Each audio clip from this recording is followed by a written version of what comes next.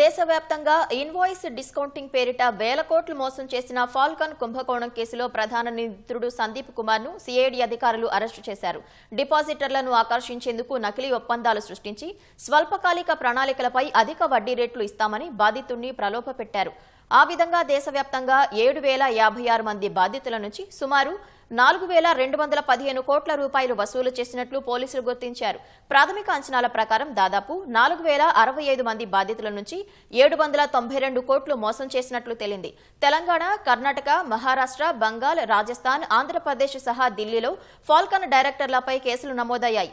సందీప్ కుమార్ గతంలో దుబాయ్కు పారిపోయి ఆ తర్వాత నేపాల్ మీదుగా భారత్కు అక్రమంగా తిరిగొచ్చినట్లు అధికారులు గుర్తించారు.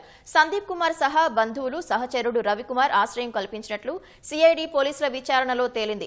ప్రస్తుతం వారిద్దరిని పోలీసులు అరెస్టు చేశారు. నిందితుడి నుంచి 2.5 కోట్ల విలువైన 3 విలాసవంతమైన కార్లు, 10 కోట్ల విలువైన స్థిరాస్తి పత్రాలు, 3 సెల్ ఫోన్లు స్వాధీనం చేసుకున్నారు. సందీప్ కుమార్ బ్యాంకు ఖాతాల్లో 8.45 కోట్లు నగదు ఉన్నట్లు సిఐడి గుర్తించింది.